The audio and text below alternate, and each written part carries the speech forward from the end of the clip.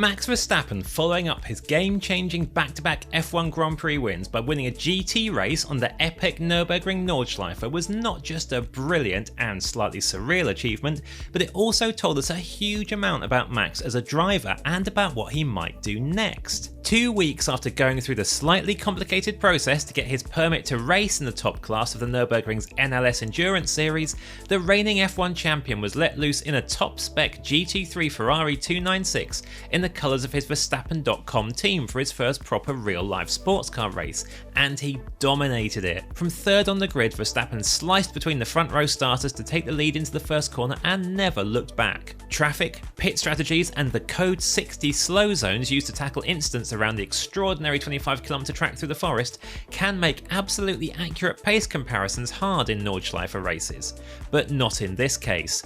After a couple of laps to find his feet, Verstappen stormed away, and by the time he handed the Emil Frey Racing Run car over to his teammate Chris Lullum for the second half of the race, Max was over a minute clear of the field. His fastest race lap was 4.5 seconds quicker than anyone else managed, and 8 seconds clear of the best lap by the eventual second place finisher. As usual in endurance racing, some will point to this being a good balance of performance scenario for the Ferrari 296 that Max used. There were also big teams and factory drivers missing from the entry because of the clash with the Fuji World Endurance Championship round, so the field wasn't as deep as turns up for the 24-hour race at the track each year, which is Verstappen's ultimate goal here. But the grid was still packed with GT and Nordschleife specialists. For example, take Frank Stippler, the man Max was leaving behind in second place during his stints. Stippler may be 23 years older than Verstappen, but he has been racing GT cars at the Nordschleife for literally almost longer than Max has been alive, and is a 3-time Nürburgring 24 Hours winner. But at the end of the race, Stippler could only applaud what he called the best driver in the world, and said Verstappen's performance was no surprise given he's from the simulator generation, so came very prepared. So whatever the caveats, Verstappen's GT3 debut win was a hugely impressive performance, and one that Verstappen clearly absolutely loved. The likelihood is that Verstappen will not be Formula 1 World Champion this year, and yet 2025 will elevate his standing even further as the benchmark for modern drivers as well as a unique all-time great. 1 or 2 lapses in judgment aside, Verstappen has once again performed at the top end of his ability this season. He is the best driver on the grid on the most consistent basis, and this season should further that claim as much as any of his title-winning years. He's not been perfect, but has been typically great. And in the same year, he has become a Nordschleife winner. There has been justified attention on his bid to get a permit to race at the famous track, a favourite of his from sim racing, and then actually compete there properly and win at his first attempt. Okay, it wasn't 24 hours around the Nordschleife and there were some top drivers missing, but it was the Nordschleife, so it was a bigger deal than, say, Lando Norris turning up for a British GT round at Silverstone, especially as it comes with the promise of so much more in Verstappen's era-transcending career. On the one hand, Verstappen is the ideal modern Grand Prix driver, a product of a stellar karting background imbued with the round-the-clock enthusiasm for driving that means he also has a fierce dedication to sim racing. On the other hand, he is a throwback.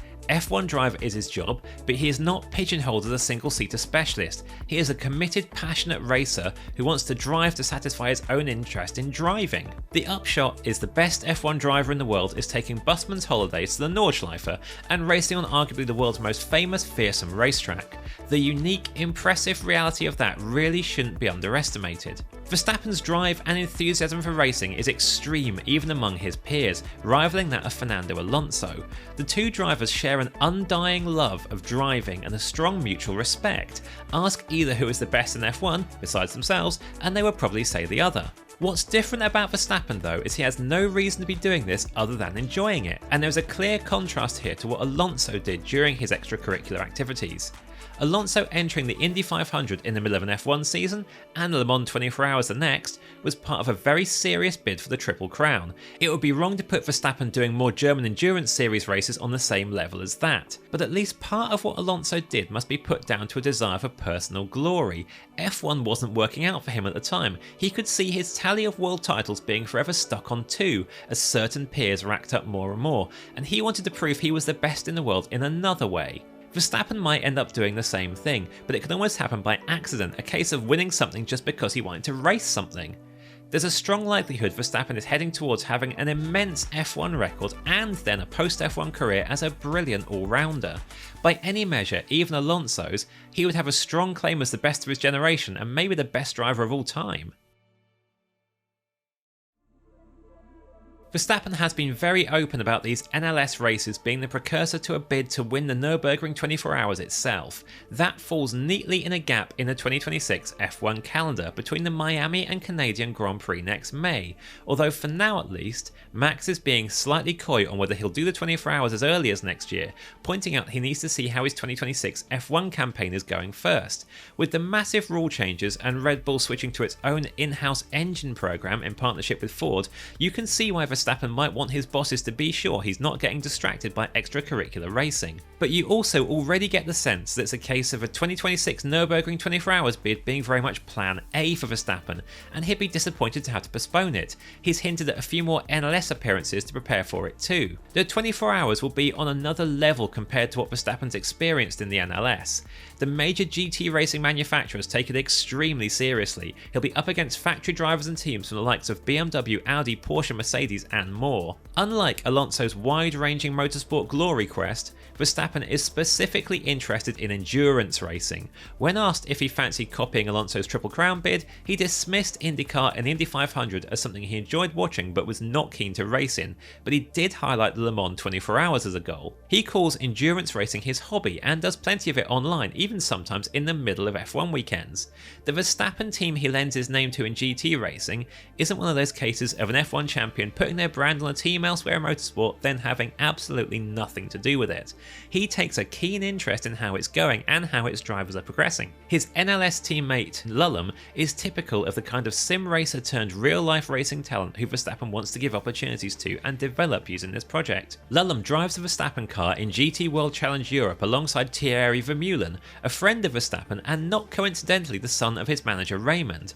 Lullum and Vermeulen have already given Verstappen a World Challenge podium at Brands Hatch earlier this year. Verstappen's urged young drivers to keep their eyes open to the sort of career endurance racing can offer and not just turn to it only when their F1 dream is over. There have been times over the last few years when Verstappen, even in the middle of title-winning campaigns, has seemed jaded with F1, although always with background elements, such as the length of the calendar, media demands, the feeling of being gagged by the authorities, or perhaps the internal tensions at Red Bull that have ended with Christian Horner's exit. He dropped some hints he might quit F1 when relatively young, and go off to enjoy himself more in endurance instead. This now feels more like something he'll carry on doing in parallel with F1, though he admits it's a bit tricky to fit into an F1 season. Take next year's calendar. Yes, the Nürburgring 24 Hours is possible, but the Spa 24 Hours, which is part of the GT World Challenge series his team races in, clashes with F1's Austrian Grand Prix, and a fortnight before that he'll be busy racing in the Spanish Grand Prix when the Le Mans 24 Hours is on. Beyond 2026 though,